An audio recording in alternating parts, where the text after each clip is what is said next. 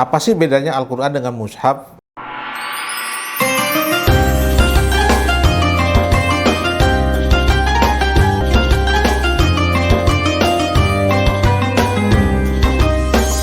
Assalamualaikum warahmatullahi wabarakatuh. Sahabat Al-Quran yang berbahagia, pertanyaan lain yang perlu dibahas pada sesi kali ini adalah, ini pertanyaan sesungguhnya sering muncul juga ya. Pertanyaannya adalah, apa sih bedanya Al-Quran dengan mushaf? Jadi terkadang kita mendengar ada orang mengatakan ambil mushaf, ada yang mengatakan ambil Quran. Sebenarnya yang benar apa sih? Apakah mushaf dengan Al-Quran sama enggak? Jadi ini istilah-istilah yang populer, tapi terkadang ada sebagian masyarakat yang tidak bisa membedakan apa itu Quran, apa itu mushaf. Baik, sahabat Quran, mungkin perlu dijelaskan dulu bahwa mushaf ya, atau juga suhuf ya, sama saja ya. Suhuf jamaknya merupakan jamak dari kata sohifah ya. Kemudian mushaf jamaknya masohib ya. Kita samakan saja ya suhuf dengan mushaf itu ya. Suhuf itu artinya lembaran-lembaran ya, lembaran-lembaran yang ada tulisan-tulisannya, itu namanya suhuf. Dulu kita mengenal ada suhufnya Nabi Ibrahim, Nabi Sis. Nah, itu artinya lembaran-lembaran yang terpisah, itu suhuf namanya ya. Jadi kalau misalnya kita nulis dalam satu lembar itu coret-coret itu suhuf ya. Cuman biasanya suhuf itu konteksnya adalah kitab ya, kitab suci atau wahyu atau firman ya. Ketika suhuf-suhuf itu dikumpulkan menjadi satu bagian, itu namanya mushaf. Jadi mushaf itu merupakan satu kumpulan yang terdiri dari suhuf-suhuf ya, dari lembaran-lembaran. Jadi bisa dikatakan buku ini sebenarnya mushaf ya, terdiri dari lembaran-lembaran suhuf. Nah, jadi kalau orang sering mengatakan ambil mushaf Al-Quran, nah itu artinya bahwa mushaf Al-Quran itu kumpulan dari lembaran-lembaran tulisan-tulisan Al-Quran. Jadi memang yang istilah yang tepat itu adalah mushaf Al-Quran ya, mushaf Al-Quran. Jadi mushaf Al-Quran ini satu kumpulan yang terdiri dari lembaran-lembaran.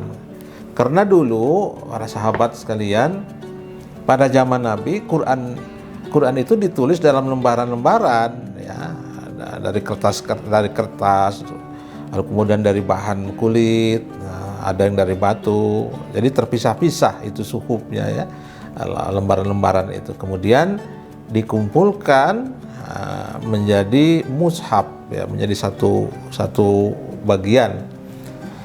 Memang dalam teori-teori besar disebutkan bahwa orang yang pertama kali mengumpulkan lembaran-lembaran tulisan Al-Quran menjadi satu itu adalah sahabat Abu Bakar Siddiq ya. Riwayat yang populer di kitab-kitab terkait dengan ulumul Quran ya. Lalu kemudian dilanjutkan nanti pada masa Utsman bin Affan ya.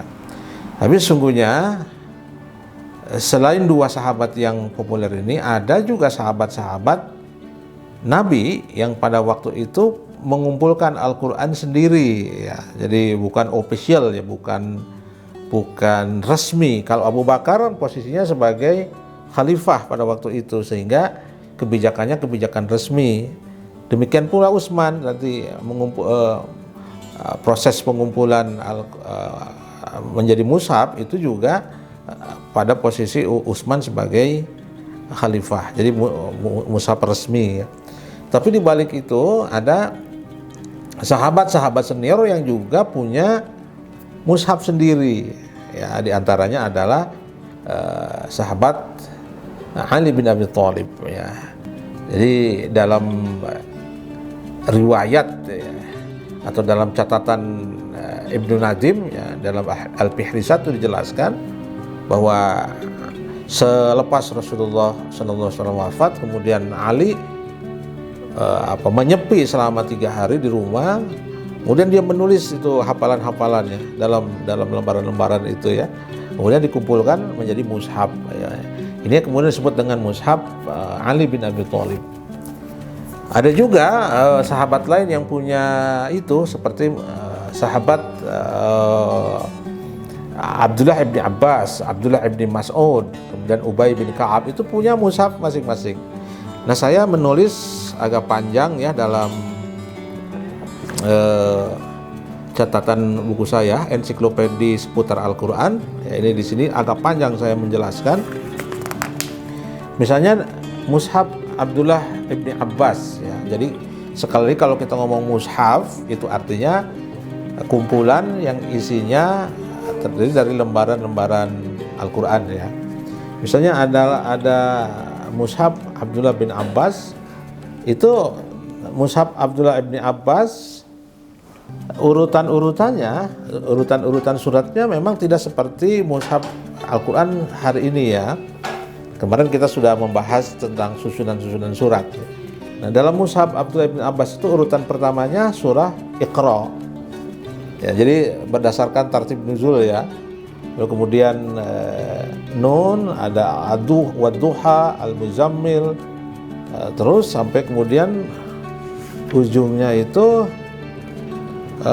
ya sama surat An-Nas ya. Jadi agak berbeda di urutan-urutan yang pertama. Kalau dalam mushaf Quran yang sekarang itu memang berasal dari mushafnya Utsman bin Affan ya, atau mushaf Imam. Itu urutannya seperti hari ini. Tapi mushaf yang dimiliki oleh Ibnu Abbas itu urutannya Iqra, kemudian Nun, Ad-Duha, Al-Muzammil, Al-Mudassir, dan seterusnya ya. Ada panjang banyak sekali, ada 114. Kemudian ada mushaf Ali bin Abi Thalib. Nah, ini juga susunannya berbeda dengan mushaf yang sekarang ya. Kalau mushaf Ali bin Abi Thalib itu dibagi menjadi 3 juz saja, 4 juz ya. Kalau yang sekarang kan 30 juz. Tapi mushafnya Ali bin Abi Thalib itu 4 juz ya. Juz pertama dimulai dari Al-Baqarah, kemudian Yusuf, Al-Ankabut, dan seterusnya. Juz 2 dimulai Ali Imran, Hud, dan seterusnya. Dan juz 3 mulai dari An-Nisa, An-Nahl, Al-Mu'minun.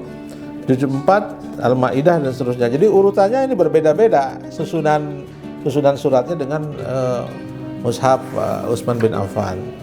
Nah, sekarang mungkin pertanyaan dari kenapa harus berbeda antara mushaf satu sahabat dengan sahabat yang lain.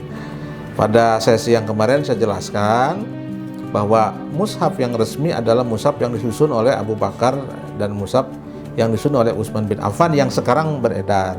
Adapun tadi mushafnya Imam Ali, mushafnya Abdullah bin Abbas, mushafnya Abdullah bin Mas'ud, itu adalah mushaf yang disusun berdasarkan keinginan masing-masing. Jadi yang namanya mushaf individual tentu susunannya terserah penyusunnya ya.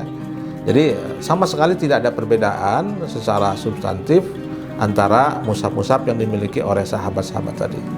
Mudah-mudahan ada manfaatnya. Wassalamualaikum warahmatullahi wabarakatuh.